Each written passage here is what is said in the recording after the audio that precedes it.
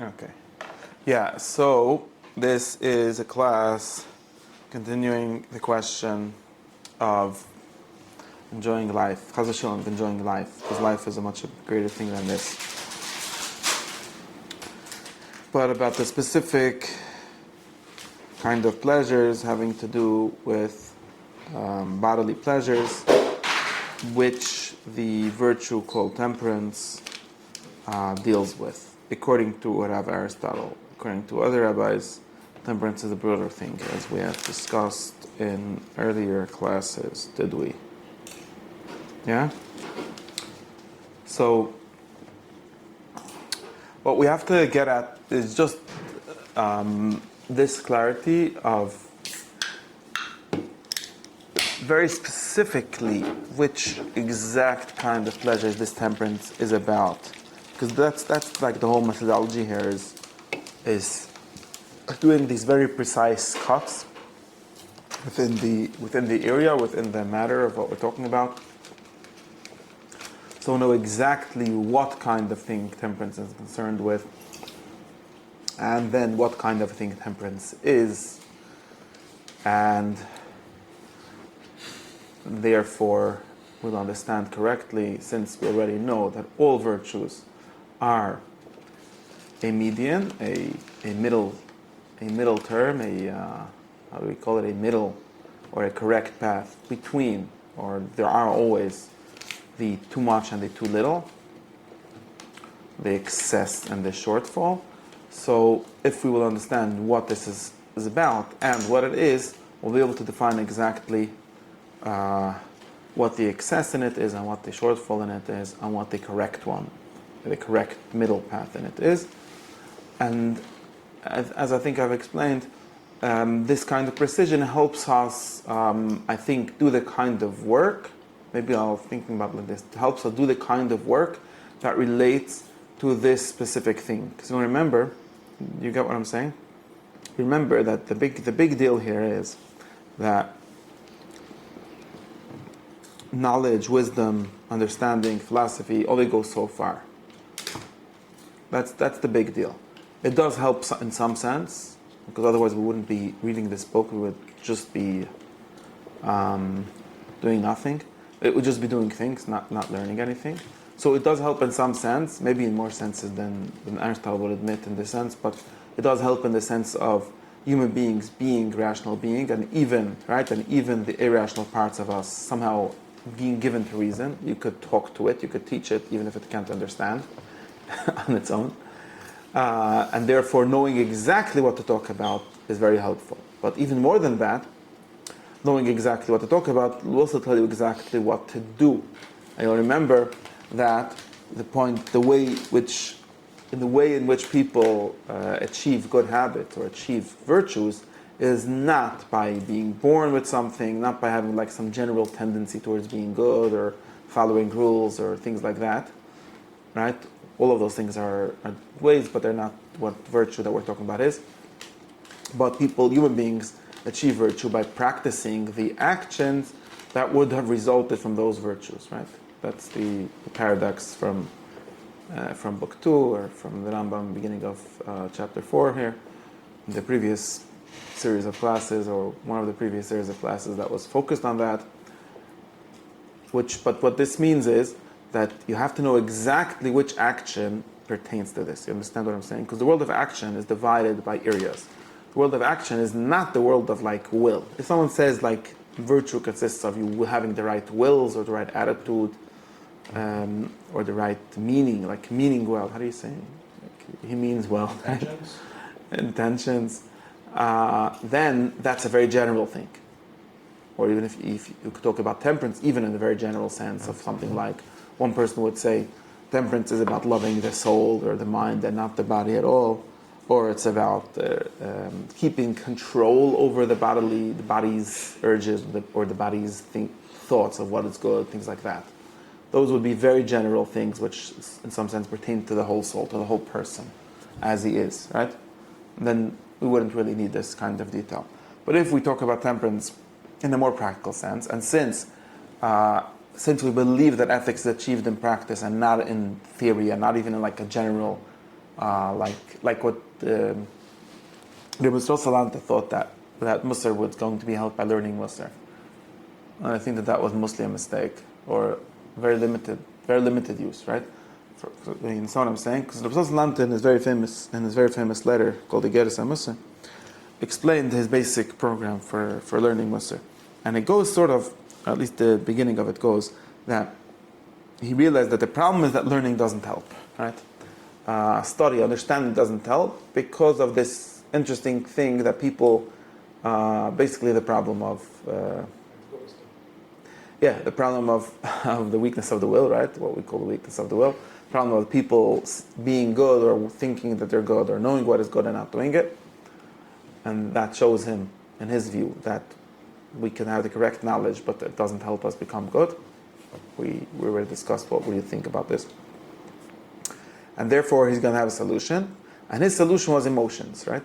What he calls behispilus, right? Limud amusa behispilus, besvasayim delkas, with burning lips. How do you say svasayim delkas? Yeah. Burning lips.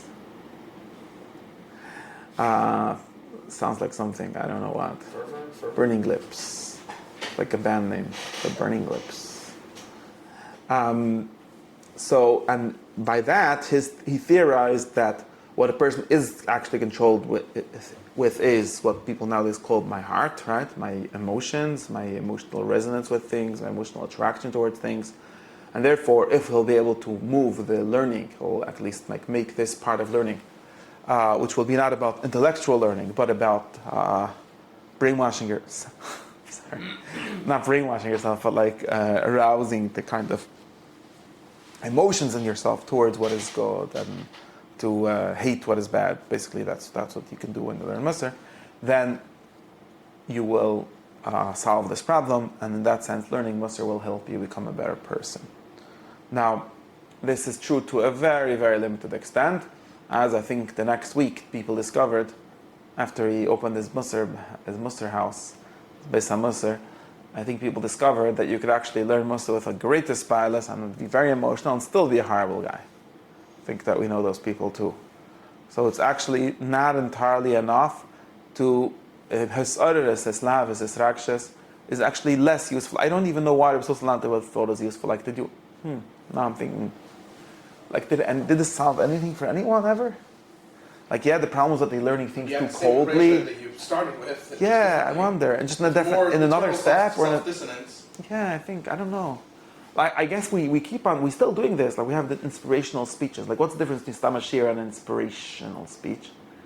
It gives you different utterance. It inspires you, turns you on, and then you go home and you were inspired, basically, for the most part.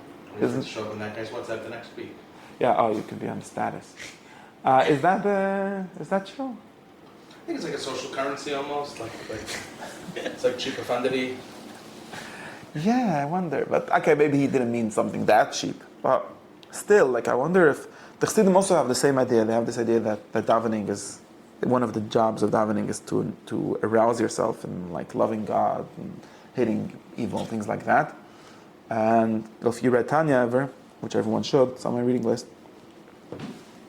There's a virtual reading list. It's in my head. Yeah. And it says you should read. That's pretty better than inspirational speeches. Yeah, it's better, speeches, but you know you're not getting inspired. You just. Well, I think people do get inspired, and for the next 2 you're days not do doing something anything. differently. Yeah, for one day. Sometimes for one day. When you're younger, it works for a day. When you're older, it doesn't even work for 5 minutes. Okay, but the old inspirational speeches are for older people, not for kids. No, the kids, they only have inspirational speeches. You go to school, and that's what you hear all day. Maybe that's why it works. Maybe they don't market it as inspirational. Yeah, but it's Musar, it's artists, that's what it is, right? Yeah. Yeah, but the kinds of inspirational speeches that you see now feel more like indoctrination speeches. Yeah. Well, not also just rhetoric. Speeches, just maintaining status quo. And it should be her old indoctrination speeches. So rhetoric, using pathos, Yeah. what Aristotle called rhetoric, it's for the people and.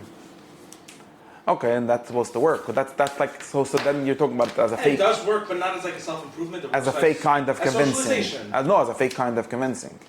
instead of fake as convincing instead of showing or proving or teaching. Right? Yeah. Okay, but does it actually really Right. work? It's just Persuasion persuasion, but is it even persuasion? Sometimes I feel instead like of the demonstration. guy who's saying it, like ultimately, he's not serious. Like the motivational speaker, like. Oh, when they talk about things like. Because they don't. Like, They don't really believe looked themselves after that it every works. year. Oh, come on. Because they don't believe them. themselves that it works. Yeah, they don't really believe it. The guy who's listening doesn't believe it either. I think the whole thing is just, Yeah. it's just I think it's all just a social. No, my inspirational speeches are true and they work. Hello. Yeah, sure. No, but I mean that you can tell that maybe because you're like there's a certain sincerity or a claim being made. If you would look at your average WhatsApp status shmees, the guy doesn't know what he's. The guy doesn't actually mean what he says. I think okay. We're not interested in this performance. this level of social criticism. We're not even interested. It's bullshit. Everyone that opens my sheet already knows this. We don't have to talk about that. It's a waste of time. What I want to talk about is like the ideal of. I'm getting to back to where I am. But what I would be interesting for me to talk about is like this ideal. Even if it's not this ideal. Even like I said, if you read Tanya, you see that there's like this ideal that you have like this. Very, what is it called? Tahavum Soter. It's like a subconscious love of God, let's say. And then what you do by davening is like you think about it, or you play around with your emotions. You use emotional appeals, basically, I guess, to make it alive, to make the love be felt.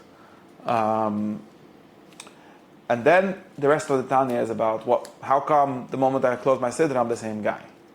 And because of this problem, the Tanya invented all kinds of fancy explanations and justifications of what's going on. And there's more going on there, but what Rambam would tell you is that you were playing the wrong game to begin with. At least in the sense that as long as we're talking about practical ethics, if you're talking about love of God, there's more complications. But as long as you're talking about like, I learned Musar and I really felt like it's the best thing to learn all day, but then I didn't learn even 1 minute more because of that, or whatever kinds of Musar learning in Yeshiva. What Aristotle would tell you, what the Rambam would tell you is that you are talking to the wrong guy, like the wrong part of the soul, right? Whoever convinced you that loving, like you, it was not like thought, okay, so that's knowing is not enough, so maybe loving is going to be enough. Well, it turns out that loving is not enough either. It might be important, just like knowing is important and loving is important. I don't think you can have just like a cold intellectual knowledge that has no interaction in it. I don't think that anyways exists, but that's a different discussion. But like we say, like there's a certain attraction towards the good. You see something as good, okay, but that's still not enough. Because seeing something as the good doesn't make you actually do it. What makes you actually do it is the practice, right? It's the habituation, the habit. So he would tell you, if you want to become a masmed, the solution is to start learning a little. And even though you don't love it, it's the opposite, right? He's working the opposite direction, Aristotle, as he says. Education works from bottom up, not from top down, not from inner to outer, but from outer to inner, right? It works from doing it to starting to love it. It could be that the starting to love it has something added. It's not just like an external thing. You do end up with a real love.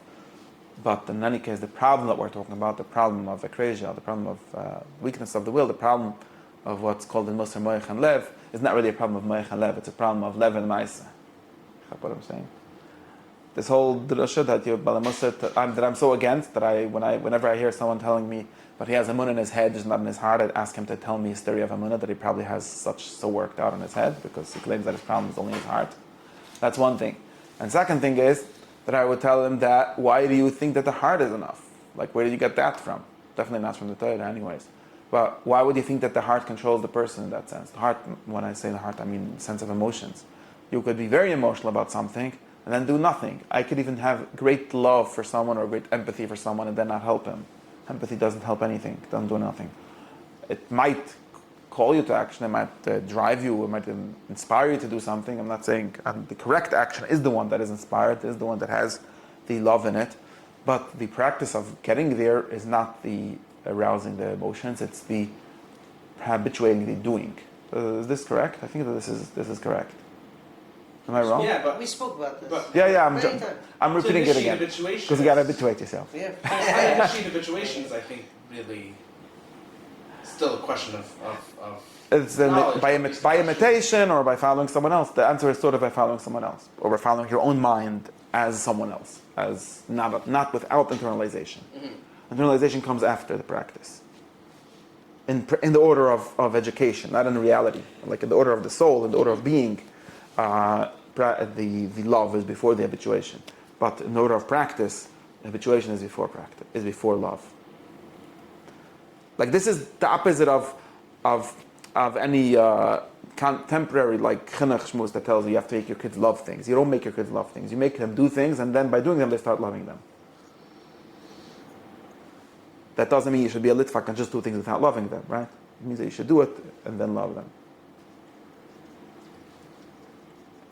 I just realized this because I keep on criticizing Rav Salanter for his like imagining this great conflict between the heart and the mind and so on. But now I'm realizing that maybe I did say this enough times, but I framed it became clearer to me this week in this sense, that it seems like he forgets, and most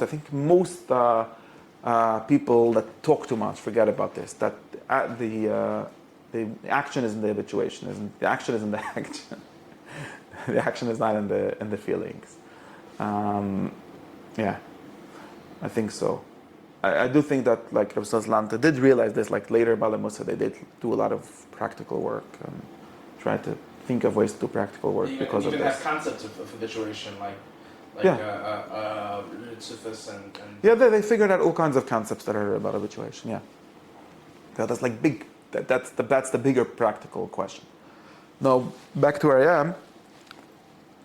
I think this is why particulars are so important, right? This is not what I think, it says befetish. This is why particulars are so important, but I also think it. What's better, to think it or to know that someone else said it? I think this is why, right? Because when I get into this whole detail, and I'm trying to get it, I think that there's a lot of value in realizing this. And I think that when we talk about it, we learn about it enough, we might actually become better at the areas we're talking about. This is my great hope. And I think that it works. Like it's not just like, we're not going to end up with just like a big theory of what Aristotle thought about temperance and what the Rambam thought and what the Rizal thought and what the Ravid thought and so on. We might end up with actually having some of it. And that is because I think that a big problem, a big hindrance to us practicing it is the belief that it's not a practice and the lack of like very, very specific activities of what we're talking about and what you can do. And since the world of action is the world of particulars, right? The world of mind is the world of absolute universals. The world of love is the world of imaginal universals. So I just made up that term, but you understand what I'm talking about, right? Like you understand the concept of humanity. You love humanity, but like through a story, you have empathy through a kind of story, through a kind of not a concept, but some kind of like vision or some kind of image that you have of it. Maybe sometimes mediated through a specific particular person, but your love is not really directed toward that particular person, right? Like when you watch a movie that makes you emotional, you don't really care about, in general, you don't really care about that guy in the story, but it like turns on this general feeling, right? That's the sense in which theater is universal. That's what Aristotle explains in his talk on the theater, right? About the art. It's not exactly about that person. And that's all not about becoming a good person, because universal through some representation of yeah. Like, but only you're not focused on the abstract idea, on the true existence of the concept, but you're focused on the like image of like the crying child, right? But there's the crying child in your head, in your imagination, but it's not that crying child. It's like a symbolization of the crying child, the archetype of the crying child that you're crying about, right?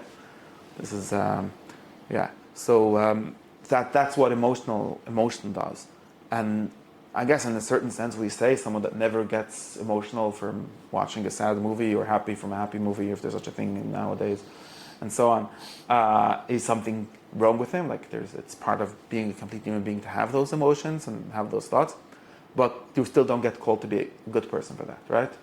Like I think that many people think of themselves as good people because of that, and they're not. Feeling empathy and emotion is not enough, it's not interesting.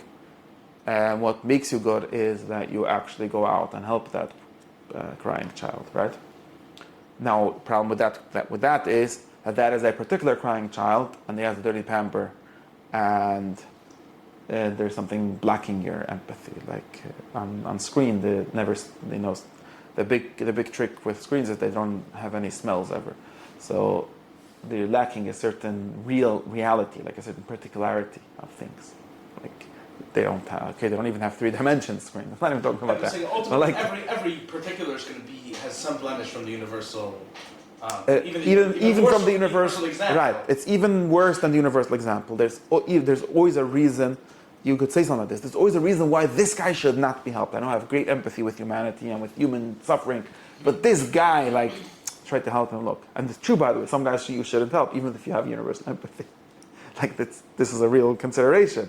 But the practice of helping others, or the practice of temperance relative to pleasures, whatever, is going to always be about a particular plate of food or a particular person. And that's where the practice is going to have to be, right? And it's, even if we want to talk about practice, like we're not, just to be very clear, we're not going all the way down to particular in the sense of the last particular thing, right? Because we are saying that we're habituating a midah, we're habituating a virtue of kindness, or we're talking about temperance, right? You are habituating that as a general tendency in you, right? But we still need to know, if you want to work on that, if you want to get people to have that, if you want to train people that, you're going to have to pick out the exact area of human activity that has to do with. And you can't give these like great wishy-washy or generalizations, feel-good generalizations of like, don't love things of the body. That's not useful at all. We're going to have to get into extreme level of detail and give specific examples, and not only examples, like examples of an habituation of like, do this and don't do that. And that people will actually do this and not do that, and they'll do it enough times, they start to be able to see what makes it good and be able to know what to do in other situations and so on, right? So this is why the extreme specificity here is very useful. And we went through a bunch of things to make it tighter, right? We went through a bunch of things to make it tighter, and some of them conflict with each other. And this is where we're getting stuck a little. I don't know if you people remember where we're getting stuck. Some of the like criteria, the cuts here, seem to conflict with each other, or seem to end up with different sides. Different sides of the cuts seem to end up on different sides of the moral discussion, and they flipping between each other.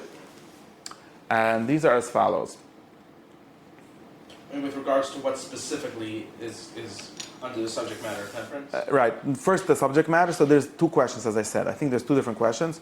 One is about the subject matter, and the second is about the definition or the form of the medium excess and too little itself, right? Those are the two different things, right? There's what it's about and it's what it is. So regarding to what it's about, and I think maybe this might solve the big problem that I've been having, but maybe not. We'll try. So regarding to what it's about, we went through this thing to tighten it all the way to saying it's about pleasures of touch only. Okay. Now this distinction, this tightening, is somewhat hard to understand at its extreme, right? It's somewhat easy to understand when we're talking in general. We say people, with the cut sort of when there's all kinds of pleasures. There's pleasures of the soul. If dysfunction with regards to sex is about... Yeah, I'm getting to... Wait. I'm going to get to this. Let me complete the story. So we can see, easily understand the general cuts of like, there's all kinds of pleasures, but it would be a mistake to identify the virtue of temperance with pleasure per se. That's the first important move. And we discussed that this is what solves like the question of like, well, what if being a good person is a pleasure for you? Well, there's a separate question, to what extent the pleasure is what makes it good, or is the pleasure something added to it, but not what makes it good? Those are different questions, but the virtue of temperance is not about that. It's not about pleasure per se. It's about bodily pleasures specifically. So not about all kinds of human pleasures, but about bodily pleasures. So it have to be things that use the body, that are about the body, things like that. And the proof for that is that we don't mean that. I think that's the first proof. Like, how do I know that it's not about non-sensual pleasures? The proof that Aristotle uses, at least, is like linguistic proof, like social proof. Like, we don't use it this way. When we say temperance, if you ask someone what it means, again, people can be confused and can be, done. You could do the sophistry to them and make them think that they mean all pleasure. But if you sort of realize how we talk about it in literature, how the Muslim books talk about it, and so on, you'll realize that they're almost never talking about non-physical pleasures, non-bodily pleasures. Okay, that's the kind of proof. It doesn't give a reason for it.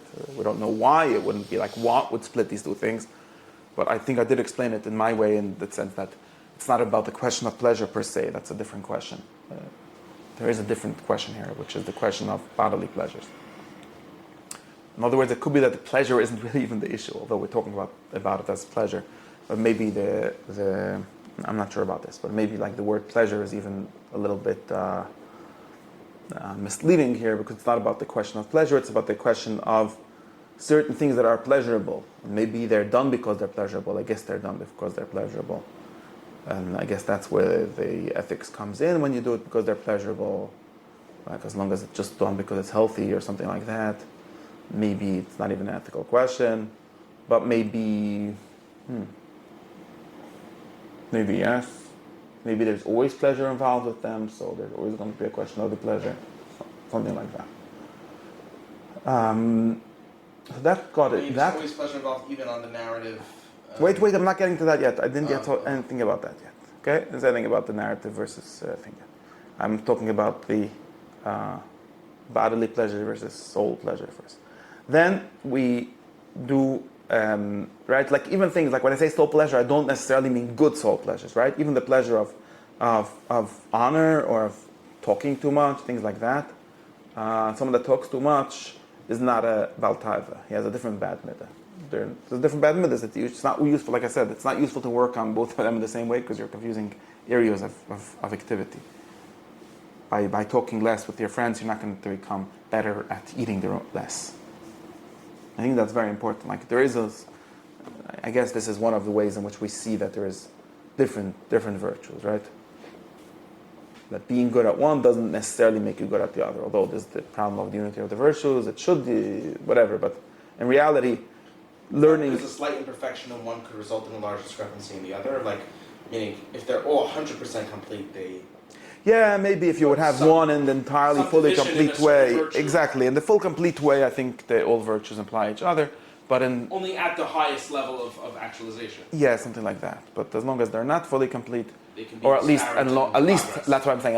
As long as we're talking about education, right? Instead of talking about having the complete virtue. If we're talking about having a complete virtue, since having a complete virtue means having knowledge, then in some sense you have to have all practical knowledge, and you have to know what to do in every situation and every kind of thing. But as long as we're talking about habituating yourself, which means you don't entirely have the knowledge yet, then I think there's for sure a difference. And that's why I said I think it's not useful to try to, you're not going to work on to have perfect temperance means having perfect knowledge of temperance, which means having...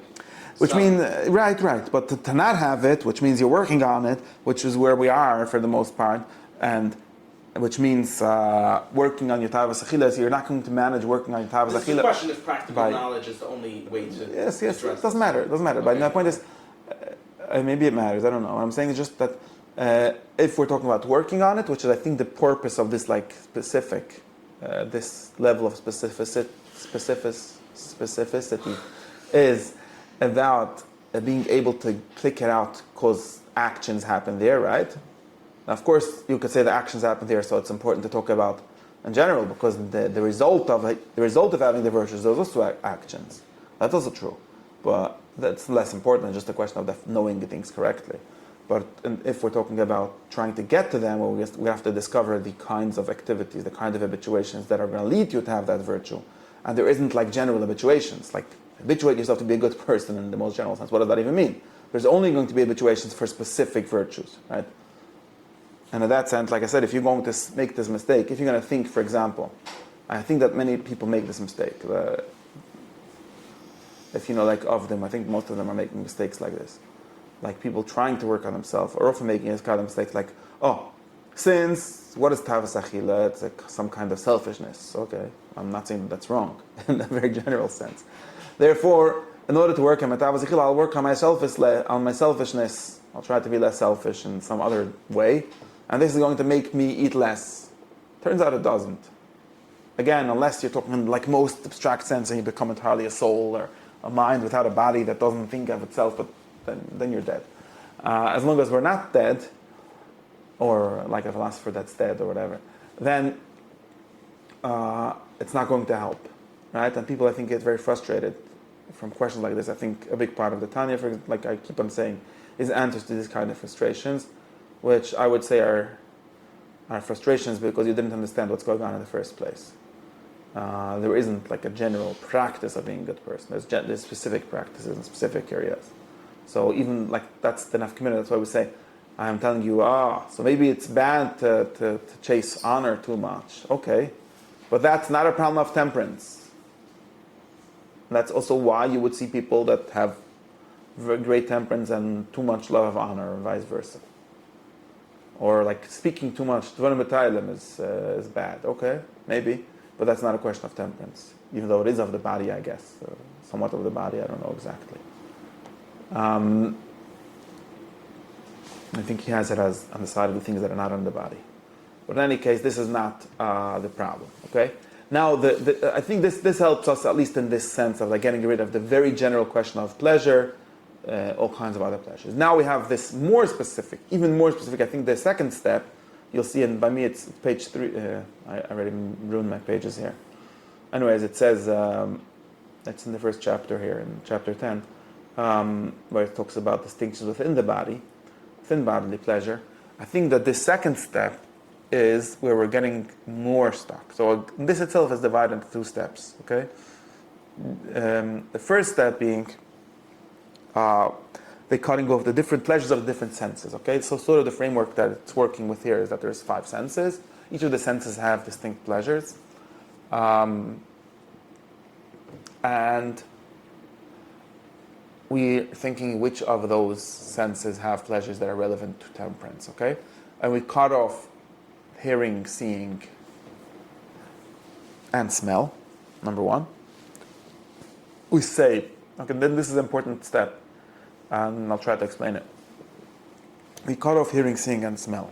How do we cut off hearing, seeing, and smell? Because we say that, again, someone might have too much pleasure, take too much pleasure in seeing certain things, or might like seeing the wrong things, and so on. But those that deficiency or that excess, whatever it is not a deficiency that is relevant to temperance. It's a deficiency in some other midah which has to do with what you see. And I want to make I'll make an important distinction because I think that you're thinking of a problem now. And the same is with hearing, people that love music or listening to the theater or whatever too much, same thing. There might be a correct amount of that, there might be a correct midah of that, but we don't talk about it as intemperate. And the same thing with smell. Now, here, there's 2 kinds of evidence. There's the evidence of what it says here, not spoken of, right? We don't talk about someone, and I think this is true for us also. We don't say about someone that likes to watch movies too much that is about tava, except, in a second I'll give you the except. We don't say that, we say something else.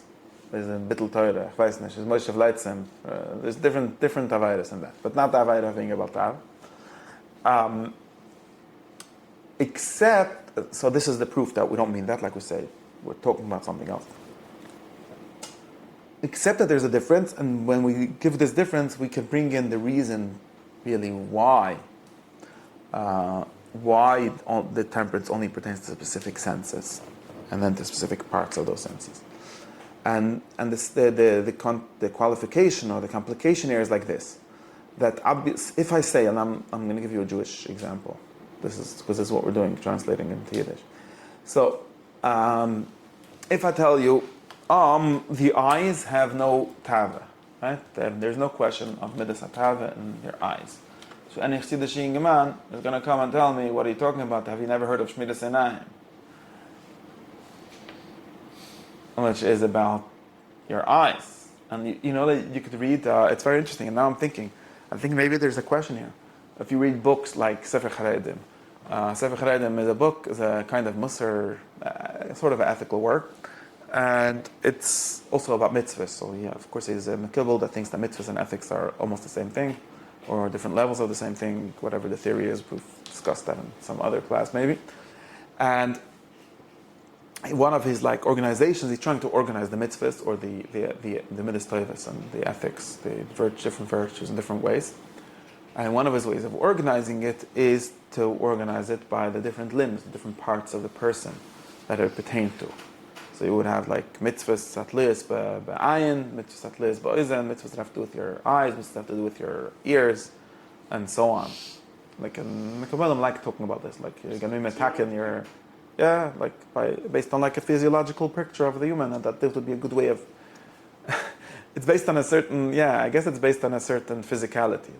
Like we said last week, that the Sigufim people are the ones that love the body the most. So Kabbalah in general think of the body as the important structure to think about a human being. But as an abstraction, meaning like an Kadman. Well, they think of that as the best source of abstractions, or the best source of structures. And it's based on the theory that the body is an image of of the soul or of higher things. But that's not, it's very interesting because that's not something you would get in the Rambam or in Aristotle in any way. Aristotle would explicitly refuse to associate different parts of the soul with different parts of the body. He specifically refuses that. The Rambam specifically refuses that in Perek Aleph, based on Aristotle. Because the soul is an abstract thing. The soul doesn't live in space, in a part of the body. It lives in the whole body. The whole soul lives in the whole body. Meaning non-intellectuals. All of the souls. Doesn't matter. Also the intellectual soul. Why? That's the form of the body. All of them are the form of the body. They're different in different senses, in different parts, but the parts are not local parts. The parts are not the visible. That's what remember when the Rambam said in Perek Aleph that the soul has parts, but not parts in the way that the body has parts. What he's implicitly denying here, and this is following Aristotle, is denying what Plato said, that there are three souls and they each belong to different parts of the body.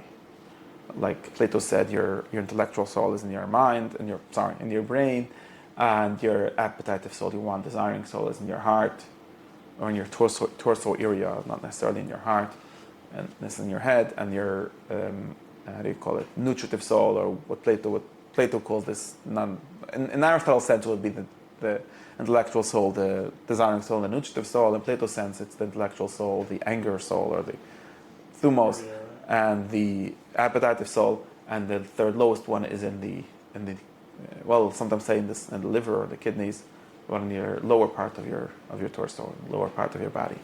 And this is an image you get in Kabbalah a lot, because Kabbalah are Platonists, and they all follow Plato saying Me'ech lev kavod. If you've read Kabbalah, you've come across that three-level image of the body, where you have this like the highest level of the soul, or the intellectual soul in your mind, Chabad, and your intermediate soul, or what Plato calls anger. And Kabbalah are not entirely sure how to read it always, because nobody nowadays understands what thumos is. So, but Chagat is in the higher part of your body, in your heart area, and then Nahi, or your liver or kidneys, I'm not sure which, or maybe both, or it's around that area, are about the appetite, like the lower desires of the soul, of the person. That's something that Plato would say, and Aristotle explicitly denies this, and says that a soul is not something that belongs to a specific body part. Maybe there might even be Platonists that deny it and explain that Plato only meant that as a mushal, not literal, because of this idea that the soul is a form and something. Like that Aristotle would say there are three souls, but all of them are in all of the body. So it's not correct to say the neshama b'mayach or something like that, or the mayach b'mayach. The mayach is everywhere. Okay, if you read Arizal, you'll find out that it's correct also this way. Okay, I don't know why I'm getting into Kabbalah. My point is that, what was my point? I forgot. Oh, my point is, I was thinking about like this way of structuring it. So one way, so you see when Aristotle talks about senses, this is what he talks about. He's not talking about limbs. This is very interesting. Like you can get like a Makubal or a Siddish Sefer talking about like something like, how do you attack in Riyas Asiris, like you've sinned in your eyes, so the logic, or there's some kind of poetic logic at least that says, therefore you should do a mitzvah with your eyes. So instead of looking at women, you should look at the Shabbos Lecht or something. That would be the solution. And things like that, right? Or you should cry. And that would be the solution. Now, that's a symbolic way of thinking. I don't know if it's also how things actually work, in the sense of like the science of what the human being is. And let me tell you why Aristotle would deny that there are sins, or there are sins of the appetite, there are sins of pleasure in the eyes. Because he says like this, and I think this is important. Now that I'm thinking about it this way, I think this is an important distinction that we should think of. I should ask like the Talmud Chachamim if they agree with my pshat. He says like this, an animal, and this is where we bring in animals. An animal, we can talk about a cow, or, I don't know, a lion. The cow is doesn't eat other animals. Like you could talk about a lion seeing a cow or whatever lions eat, and being very happy that he saw it, right? Because he's gonna have lunch today, right? But does the lion love the seeing? Does the lion like the seeing, the vision of cows? In the way that people that watch beautiful movies or look at beautiful sights love the sight of it? Or I'll give you maybe lions. I'm not again. Whenever we do animals, someone could look at a woman with the sole intention of. Very good. So that's the exact point. So for example, the same thing. Let's talk about the sense of smell. When someone that loves food very much smells the food that he loves, or the woman that he loves, right? Someone that loves a woman very much,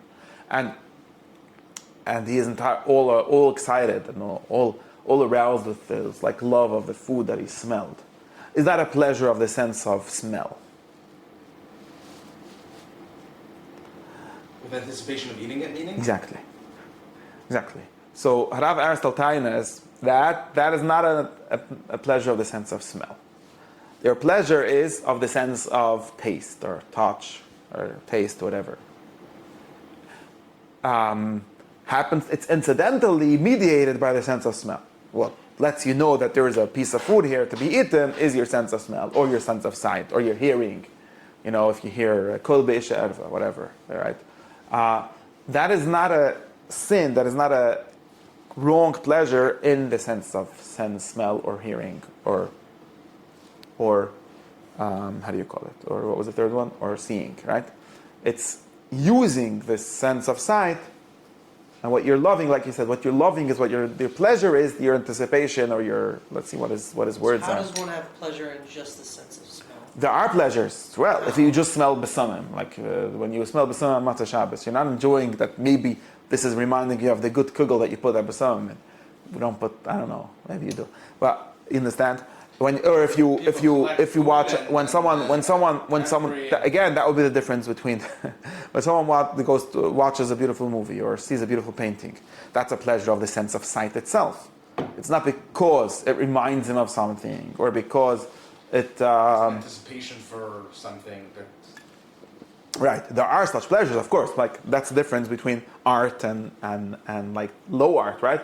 Like if someone looks at pictures of his wedding and just to remind himself how much he loves his wife or how he used to love her and now he stopped loving her, so it was good times. I don't know, or like how geschmack his wedding was. That's not pleasure of the sense of sight. That's a pleasure of memory, of imagining your past or your future or something, right? Like if you're looking at pictures of your children or your grandchildren and you have nachas, that's not a pleasure of the sense of sight. It's a pleasure in your children. Mediated through sight, yeah. If you'd be blind, you wouldn't be able to have it that way. But you could have a blind person could also have the same pleasure that person sees a picture of his grandchildren has just by hearing of it. It's interchangeable, right? It's not pleasures of that sense, or in the correct way, right? He would call it accidentally pleasures of the sense of sense. It's using the sense of It's sight. not the same thing as watching fireworks. Right, exactly. Watching fireworks, it's definitely not a pleasure of your hearing because it sounds like people bombing you, though. but it looks nice. Could there be a sense of pleasure of like memory when you eat something? Yeah, this yeah. is what I used to. Yeah. But then that would be like a secondary sense of touch memory. So they can work with everything. This same shtickle Torah works for everything. Where it doesn't work, where it doesn't work, like I'm saying, if someone likes good smells, not everyone is into it, but like someone likes good smells, you're into it. If someone likes good smells and like buys perfumes, not because like there's two ways in which people put on perfume, right? One way is just to attract women or vice versa, to attract men. That's not the. Promise that when you like it a lot, you buy the perfumes other people don't like. Okay, but that's an eye that you like the smell and not the people. It's not an eye. You can ask to please stop wearing the one that smells like that's not dirty leather. And But But that's the raya, that it's about the love of that.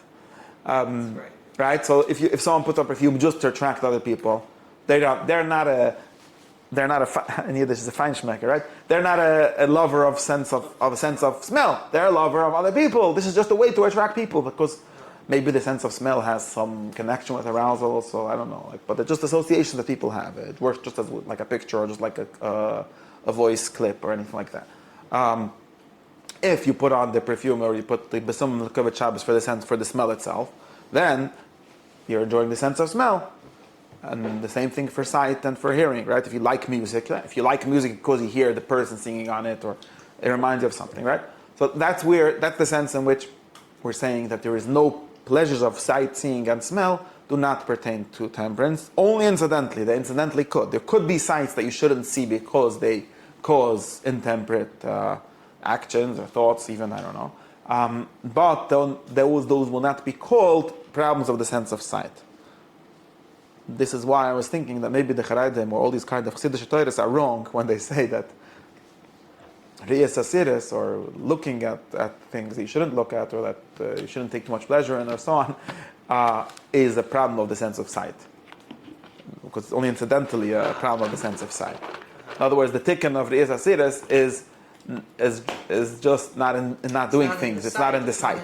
Right. You're not putting in your eyes. Again, there might be a way in which that's true. I'm just saying a comment. I don't know if this is called ha'ara. I don't know if I'm just saying there's a different way of thinking here, right? Subjugating your eyes as an instrument to your body is probably not. Yeah, maybe that's maybe in itself a problem, or maybe not, or maybe like what I'm saying is I'll tell you what the nafkamina like lalacha would be, although probably not practical, right? Nafkamina lalacha would be that there's actually a mitzvah that says a halacha that says. There's about both of these things, right? About I don't know about hearing. I wonder. There's no brachas on hearing. So weird. Why don't we have to see? There's brachas on. I was thinking about this. So I was traveling and I was thinking about. I went to this beautiful waterfall, and I was thinking of this question: if there's like some tzaddik that would say you shouldn't look at the waterfall too much because it's tam tavas adam haza, because the waterfall is not adam haza, right? Isn't it? I think. And I was thinking about this shtickle Torah, and I was thinking that there's a few halachas that I was thinking are associated with this. I think I mentioned some of in the next part I mentioned some halachas. But for example, and if I'm going to write my Yiddish version of this, I'll bring these rayas. So one raya is that there's halacha kol ma'arif v'rech and b'm b'shem me'ilah. So me'ilah is when you take something away from Hekdesh, from the Beis Hamikdash or something like that. And then you have to pay back and the halacha is that from hearing the beautiful songs of the Kehanim, or smelling the Torahs, or seeing the Beis Hamikdash or something that is beautiful, you're not ma'il. And the reasoning, I think, is just it doesn't take anything away from anything. Right? It's not like kol nano. It's things that right. Right. But the point that also there's a different point that people say is sometimes like otherwise it would be very weird. Like you wouldn't be allowed to look at the Beis Hamikdash because you're enjoying the beauty of it for your own sake, and like it's supposed to be only for God. Like it doesn't work that way. Okay, that's a question. It is a question. Like, are you allowed to enjoy the right? The backwards question of the loving your tefillin. Are you allowed to love your tefillin? Mitzvahs lavlanisnit. Right. So like. Right, but so the answer is that lehanos has these different senses. Lehanos, there's the kind of hanoah from chisha what we're talking about now, and there's the kind of hanoah of kol ma'arif v'reach, which are not considered hanoah, or not considered me'ilah, the Gabe Haggadah at least, not called me'ilah, because it's not, maybe the halacha would say because it's not taking anything, but I would say because it's not a kind of pleasure, that it's a different kind of, I'm just showing that it's a different kind of thing. The sight, these three senses are different. They're also distant senses, right? A physiological difference is that we see, hear, and smell things from at a distance, but we don't touch or taste anything without physical touch. Without a lot of closeness. Touch is ultimately what's going to impact the world in ways that. Yeah, these things are connected. I'm saying all these things are connected. These differences. But then, so what was I thinking? I forgot what I wanted to say. So I was thinking about this difference, right? So then that's one halacha. Then one ra'ay that I thought. Then there's a question like this. There's a question both about smell and about sight, right? So like I said, there isn't. So there's bichs and hen. That's what I started talking about meila. And then there's bichs and hen, right? For us l'adam lehenes ma'il mazeb lebracha. Without enjoy, or I think hana implies not only enjoying, but a certain kind of enjoying. When in this context, bichs and hen is not about everything you enjoy, because explicitly in the Gemara and in the Mefarshim, when you make a bracha like shechayona or something, or you see your friend that you didn't see for a long time, you say a bracha. That's not called bichs and hen, although you enjoy it. We call it bichs shvach. Interesting, you make a bracha on smells. Wait, we have a separate makar for it. Wait, that's what I'm going to talk about this. If you learn Masechet Brachos, you'll see that it's not called a bichs and hen either. Right. Sometimes it is called that, but there's a special Gemara that says that we need a different makar because it's not the same. Because what late. But first, let me talk about the more like the bigger split, right? For things that are a great pleasure, you have to take great pleasure in, in I don't know, having a baby or seeing your friend. We don't call this bichs and hen. Why? Because there's some when we say the word hana, which has some correspondence at least with the word pleasure here. It's in the same area, although I don't know if it's the same exact meaning. Doesn't it mean benefit? Yeah, it could mean benefit, but it has to be positive benefit, right? There's a which is kind of pleasure, or kind of this kind of pleasure. It can mean pleasure, but it can mean Right, but that's what I'm saying. Like when we talk about hana in the sense of benefit, we're talking about physic. We're basically talking only about the sense of touch kind of benefits. And bichs and henen is for sure only about the sense of touch. Touch and taste as well. We'll get to the question between touch and taste in the next class. It's about me not having to... So I'm telling you, when you see a beautiful scenery, you make a bracha, and we call it bichs shevach. We don't call it bichs and henen, right? You say, it's a massive bereishis on seeing something beautiful. Yeah, but there's no benefit you get out of that. What do you mean? It's the pleasure that's the benefit. So do you think there's a different kind of pleasure? So call it whatever you want. I think it's getting at the same difference. Call it it's a pleasure without benefit. Well, what do you mean it's not benefit? I'm loving it. I'm happy. It makes me happy. It makes me content. I don't know, what whatever I'm pleasure trying to say is. is that benefit is really an intrinsic type of value. Like it's a value to you that... It's a value I to see beautiful I things. don't need to eat because I just ate. Right? Okay, so there's another thing that doesn't have so much to do with a lack. I don't know to what extent that's true. By the way, people have a need to see beautiful things, and if you don't go a few months without seeing anything beautiful, you become depressed. I don't know. Yeah, but that's not... Why you not? can't call that a benefit. Why? Because it's too fuzzy? Because most people don't need that. Everyone needs. By the way, it's not true. Everyone needs that. Anyone that lives halacha l'mayis, anyone that never hasn't seen a beautiful thing, even a beautiful person, right? A beautiful thing for a few months should fast go and see a beautiful thing. It's like halacha. It says in the Rambam, Shmona P'tokim later, by the way. I hear the Rambam says because you don't need the Rambam because like you're depressed. Well, like beautiful things, there are a lot of levels of beautiful things. Like there's degrees of beauty, but like your person can't live without beauty. I don't think that's true. You could have beautiful thoughts and see them in your mind. I'm not saying you have to like go travel to somewhere or watch something, but I do think so. But you're right that there's a difference. I'm saying all these things are different ways of getting. I'm showing you that it's accepted that there's these differences. Like But today maybe we're so depressed because all beauty's been privatized and. Yeah, in some sense. That's why you have to make a beautiful shul. We have to make a pretty beautiful room here. It helps me a lot. Mm-hmm. It used to be more depressing here, when it was the garage door. Yeah, No question. I definitely agree with For sure, worth the investment. that. Yes, for sure. I'm looking to make it more beautiful. Think of some art and something. Well, we have a. Yeah, I have that You wall. I think have to if we just would have continued, we hire would a have commission been, artist to do something. You think if we would have continued, it would have been depressing? Yeah, Because then we don't see beautiful... No, you're less. less inspired. It's less. Yeah. I don't think it would have been depressing because we still get... You would have to compensate with something else. Okay, I'm not saying you're going to die of You depression. see, you don't need a beautiful... You do need. You see, it's not true. That's You why see, we did it. this way, I disagree with I know this is also. We're gonna get to this, I guess, next time. I don't know. Whenever I get to it, like this is where my disagreement with the two from people is that everyone recognizes food and sex as human needs, and they don't recognize the higher needs, which are actually big, greater needs.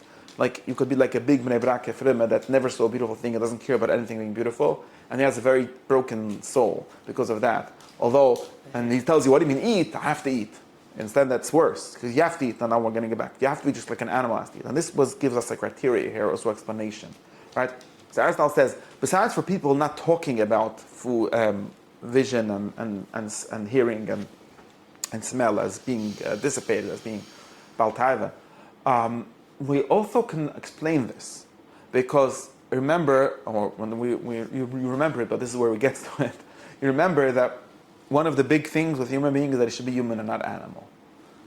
Or at least focus, or at least find his unique good in the ways in which he is unique. Just like everything. We're not going to repeat that theory. This is the very, very important ergon theory, right? From book 1, chapter 7, which the Rambam repeats in Nagdamot Perish HaMishnah. And anyways, the function argument. So, now, therefore, animals have the sense of touch. All animals enjoy food and sex. All animals that have the sense of touch, okay? Which is, they're interesting at the animals that we're talking about. Maybe even all animals, but at least, the big animals, mammals. I don't know. But no animals, or at least we don't talk about animals. Again, whenever we say animals don't, someone's going to come and find me an article somewhere that says the animals do. We don't care about those kinds of questions. But no animals enjoy seeing beautiful things, or hearing beautiful things, or smelling beautiful things. Animals do get aroused by these senses, the ones that have it, right? Dogs have better sense of smell than humans. But no dog buys perfume. Did you ever notice a dog buying perfume? You could trick a dog with certain perfumes. But that's because it reminds him of the thing that the smell, he thinks that's... I tried showing the dog a smell. It wasn't. You're not interested? No, that's because you're perfume. You try with people also, they're not. That's true.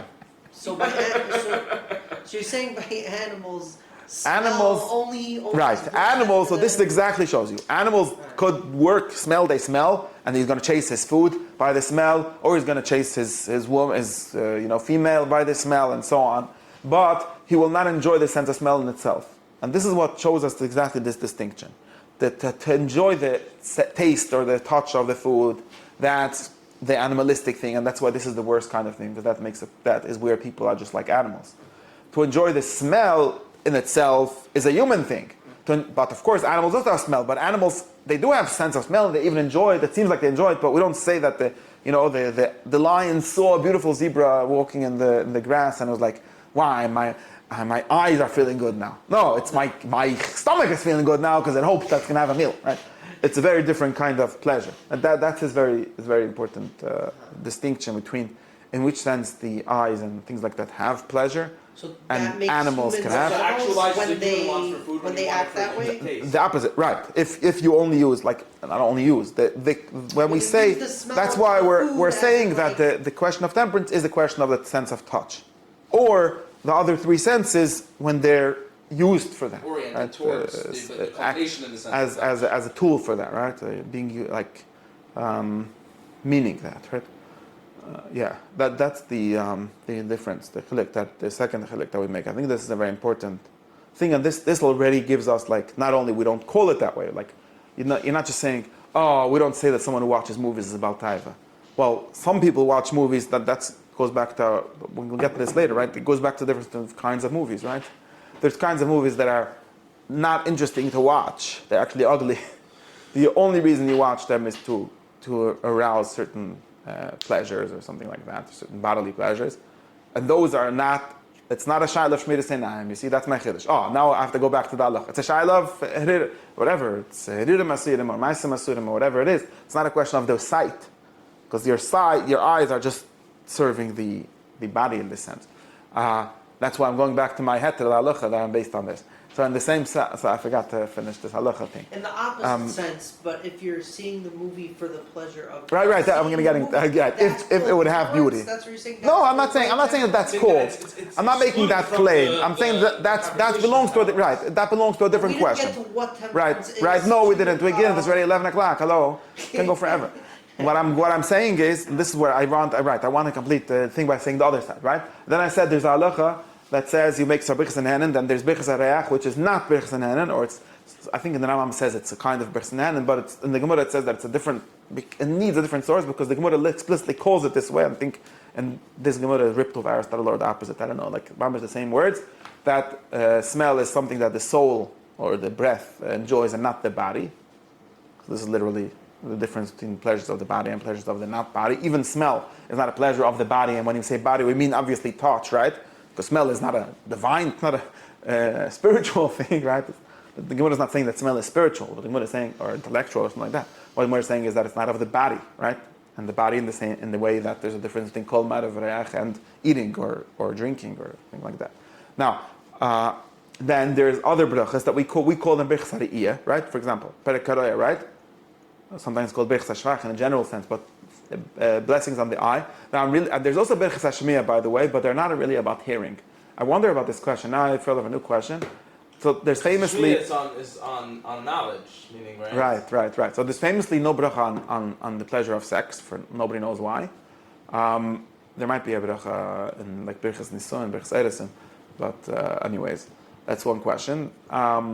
There's basically only brachas on food, food and smell, birchas but there should have been one for sexual pleasures. We don't know why.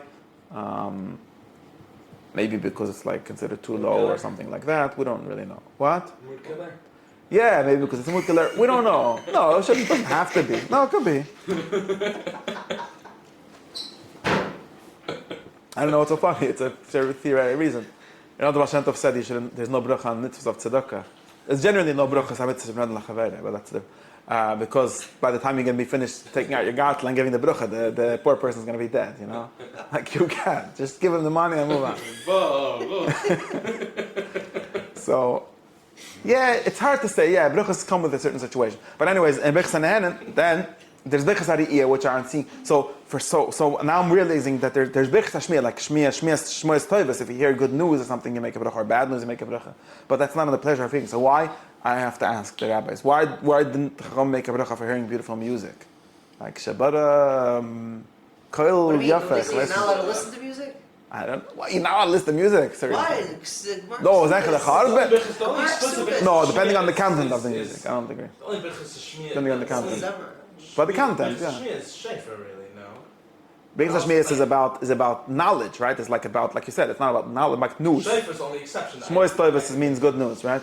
Yeah, which you can technically receive through any form of media. Right, it's not about the hearing, it's not about the sense of hearing. Shayfer is only one that you make, I mean, even that's birchas Lishma, yeah, it's a mitzvah. Megillah, maybe I'll make the Megillah, Lishma, Megillah, whatever. But there are many brachas on sight, and there's and that's what I wanted to use this to illustrate this difference. So there's for seeing beautiful things, you make a bracha, and it's a kind of birchas nehenin. We call it birchas hashvach, but I think it's like for seeing something beautiful, you say, God is great, He makes beautiful things. So there's a masabraish or shekachale be'elama, shabara, and so on, including beautiful women. And it says in Farish and the Gemara and the Rambam, if you see a beautiful woman, you have to make a bracha. Now, of course, most people don't do this because they feel weird. No, and most people don't do this. Also potential mood kill. Most people don't do this because of this difference. Because then it's like, hey, how are you allowed to see a beautiful woman? Only betos, then when you make the bracha, like the Keren Zilvers, it says, what does that even mean? So the answer is that there's a difference between enjoying beauty, which is a pleasure of the sense of sight, and enjoying a woman in the same way an animal would enjoy the sight of a woman, right? Maybe most people don't. 99.9%. Yeah, so maybe this is the problem. Maybe human beings have a hard time separating these two things when it comes to human women. I don't know. Like, imagine you would be. I could give you a way of separating it. Imagine you'd be very old or in some kind of asexual person or an asexual state where you don't have any sexual demand. Then you still can appreciate the beauty. True. If you're a heterosexual person, you could still enjoy a beautiful person of your same kind. There's nothing. Just like you see a beautiful thing, if you appreciate beauty, and you have to make a bracha for that. That's number one. What you're saying, a man to a man? Yeah, why not? It doesn't say only beautiful women. Maybe men are not beautiful. It says like that. No, you said women. Humans. Yes, it doesn't say women. There's also women explicitly in the stories and stuff, but no, of course.